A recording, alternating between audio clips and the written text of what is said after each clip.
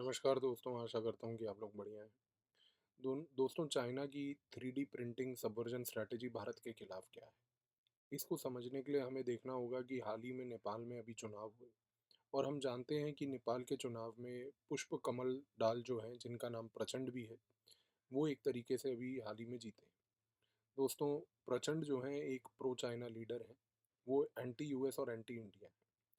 Somehow communist जो हैं China में, जिस पार्टी को बिलोंग करते हैं प्रचंड, वो भी एक ऐसी पार्टी है जो कि हमेशा से प्रो चाइना ही रही है और चाइना के सपोर्ट से पली बढ़ी है।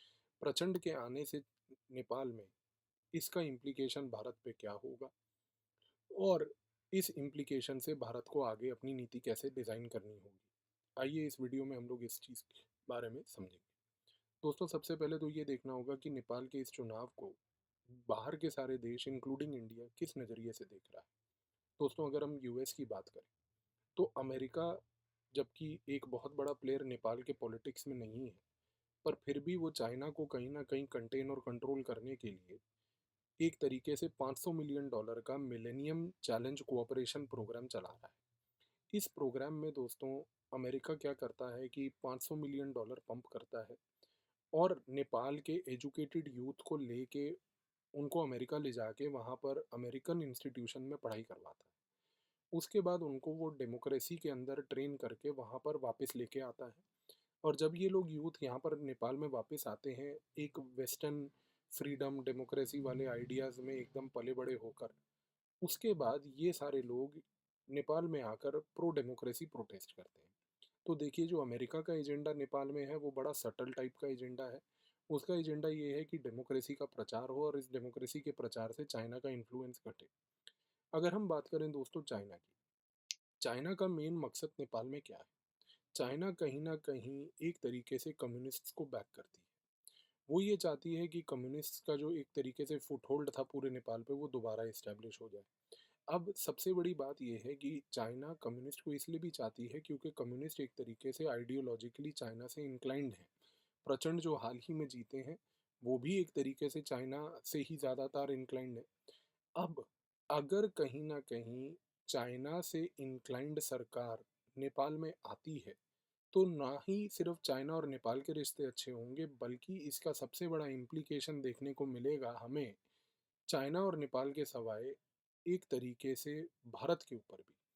क्योंकि दोस्तों, अगर चाइना और नेपाल के रिश्ते अच्छे होते हैं तो आपको एक चीज़ समझनी है कि चाइना एक तरीके से नेपाल की टेरिटरी का प्रयोग करने देगा पाकिस्तान को भी, जिससे कि वो डिस्टेबलाइज कर पाएगा भारत को।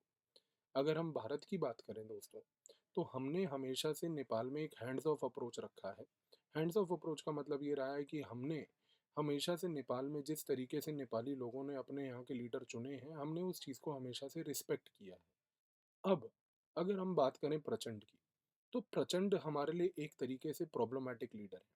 दोस्तों, भारत और नेपाल के बीच में एक ऐतिहासिक ट्रेडिशन हमेशा से ये रहा है कि जब भी नेपाल में एक नया प्रधानमंत्री आता है, तो बाय डिफ़ॉल्ट ट्रेडिशन के नाते वो हमेशा अपनी पहली स्टेट विज़िट के लिए इंडिया आता है। प्रचंड जब पिछली बार एक तरीके से नेपाल में आए थे, तो उस समय उन्होंने इस ट्रेडिशन को तोड़ा और इस ट्रेडिशन को तोड़ने के बाद वो सबसे पहले चाइना गए। अब ये ट्रेडिशन तोड़ना भारत के लिए एक पॉजिटिव सिग्नल नहीं था, और दूसरा ये एक इनडायरेक्ट मैसेज भी था प्रचंड की तरफ से कि देखिए, हम कम्युनिस्ट हैं, हम चाइना को ज़्यादा प्रेफरेंस देते हैं ओवर इंडिया।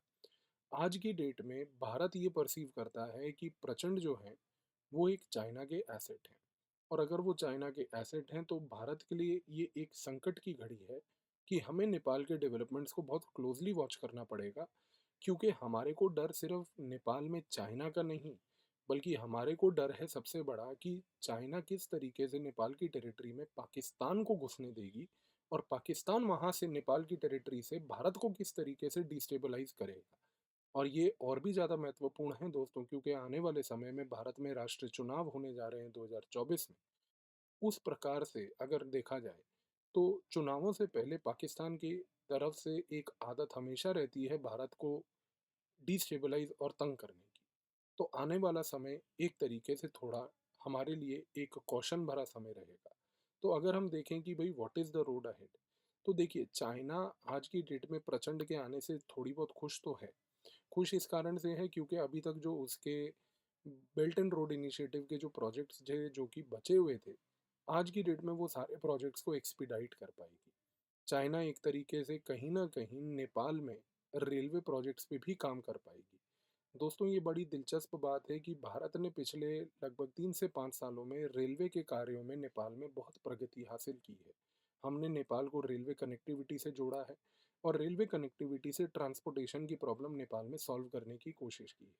चाइना को ये एक कॉम्पिटिटिव एस्पेक्ट लगता था और इस कंपटीशन को टैकल करने के लिए चाइना ने एक तरीके से विजन ऑलरेडी तैयार कर लिया है कि किस तरीके से वो नेपाल में कहीं ना कहीं रेलवेज को प्रमोट करके इंडिया को बैलेंस आउट करेगी। दूसरी बात दोस्तों, कि चाइना के जो एकेडमिक सर्कल्स हैं उसमें हमेशा ये बात की जाती है कि अगर कम्युनिस्ट आते हैं तो एक 3D प्रिंटिंग मॉडल इस्टेब्लिश होगा। ये 3D प्रिंटिंग मॉडल ये है कि चाइना, पाकिस्तान और नेपाल का नेक्सस बना के ये तीनों देश भारत को सबवर्ट करेंगे। और ये 3D प्रिंटिंग मॉडल इस रीज़न से बोला जाता है क्योंकि कहीं ना कहीं इस मॉडल के तहत भारत के अंदर जो डिस्टेबलाइजेशन का कार्य है उसमें इलीगल करेंसी का पंपिंग करना, इलेक्शन से पहले इलीगल करेंसी के पंपिंग से इलेक्शंस को इन्फ्लुएंस करना, उसके साथ साथ आर्म्स एंड एमुनिशन को मैन्युफैक्चर करके भारत में भेजना। आज की डेट में ये भारत के लिए बहुत बड़ा थ्रेट होने जा रहा है नेपाल से। दोस्तों, एक बात हमें नहीं भूलनी चाहिए कि 3D प्रिंटिंग टेक्नोलॉजी, जो कि आज की डेट में एक बड़ी महत्वपूर्ण टेक्नोलॉजी है, ये एक तरीके से बहुत बड़ा एक थ्रेट बन चुका है काफ़ी सारे देशों के लिए। और ये इस रीज़न से थ्रेट बन चुका है क्योंकि इस प्रकार के थ्रेट से सबसे बड़ा चैलेंज यहाँ पर ये आता है कि ये जो कंट्रीज़ हैं, ये 3D प्रिंटिंग से प्रिंट कर सकती हैं कहीं ना कहीं वेपन्स को। और ये वेपन्स को प्रिंट करके क्या करती हैं कि इन प्रिंटेड 3D प्रिंटर से जो वेपन्स को डेवलप करती हैं, ये उन वेपन्स को एक तरीके से इलीगली दूसरे देशों में सप्लाई कर सकती हैं। इसके लिए भारत के लिए एक बहुत बड़े संकट की घड़ी है क्योंकि चाइना इस 3D प्रिंटिंग टेक्नोलॉजी में माहिर है। पाकिस्तान को स्पेस देके नेपाल में वो ये चीज़ भारत के अंदर ज़रूर करवाएगी। लेकिन भारत के लिए भी एक ब्राउनी पॉइंट ये है दोस्तों, कि हमें कहीं ना कहीं अंदर से ये बात पता है कि पॉलिटिकल स्टेबिलिटी जो कम्युनिस्ट की है आने वाले 5 सालों में वो थोड़ी सी डिफ़िकल्ट है। क्योंकि कम्युनिस्ट्स की जो सरकारें नेपाल में पहले भी आई हैं और जो कम्युनिस्ट पार्टी का स्ट्रक्चर भी है दोस्तों, इसके अंदर कहीं ना कहीं इतने इनहेरेंट कॉन्ट्रडिक्शंस हैं कि ये सरकार, हमें भी पता है, अगले 5 साल टिक नहीं पाएगी। और आज की डेट में ये चीज़ को जानने के बाद चाइना हाल ही में स्टेटमेंट भी देने शुरू कर चुका है कि हम तो कम्युनिस्ट को प्रेफरेंस देते हैं लेकिन कोई विदेशी ताकतें जो हैं, जो कि इनडायरेक्ट रेफरेंस था उसका इंडिया और अमेरिका को, वो नहीं चाहेंगे कि कम्युनिस्ट की सरकार रहे। तो देखिए, ये चीज़ हम लोग श्रीलंका में पहले भी एक बार कर चुके हैं। आने वाले समय में ये चीज़ नेपाल में भी अगर देखने को मिली तो कोई बहुत बड़ी बात नहीं होगी कि नेपाल की ये सरकार पूरे 5 साल अपने नहीं कर पाएगी। पर जो भी है, भारत को आगे वाले समय में अपने इवेंट्स को नेपाल में अनफोल्ड होते हुए देखना है और इन इवेंट्स को केयरफुली मैनेज ज़रूर करना है क्योंकि आने वाले समय में ये भारत के लिए एक प्रकार का थ्रेट बन सकता है। दोस्तों, आप हमारे साथ अनअकैडमी पे जुड़िए। हमारे पास 2020 में 170 टॉपर्स और 197 टॉपर्स 2021 में आए। अभी एक फ्री एक्सटेंशन वीक चल रहा है। अगर आप 12 महीने, 18 महीने, 24 महीने या 36 महीने की सब्सक्रिप्शन लेते हैं तो PAVIAS कोड के प्रयोग से आपको 2 महीने, 4 महीने, 6 महीने और 12 महीने तक का एक सब्सक्रिप्शन का एक्सटेंशन मिलता है। ये केवल 14 जनवरी तक वैलिड है दोस्तों। साथ ही में दोस्तों, अभी हमारा प्रीलिम्स 2024 के लिए एक आरंभ बैच शुरू हुआ है। ये एक इंग्लिश बैच है जो कि 12 जनवरी से स्टार्ट हो चुका है। PAVIAS कोड प्रयोग करके इसको आप ज्वाइन कीजिए। साथ ही में दोस्तों, अगर किसी प्रकार की फाइनेंशियल असिस्टेंस की आपको ज़रूरत पड़े तो दिए गए नंबर पे आप हमें संपर्क करें, हमारी टीम आपको हेल्प करेगी।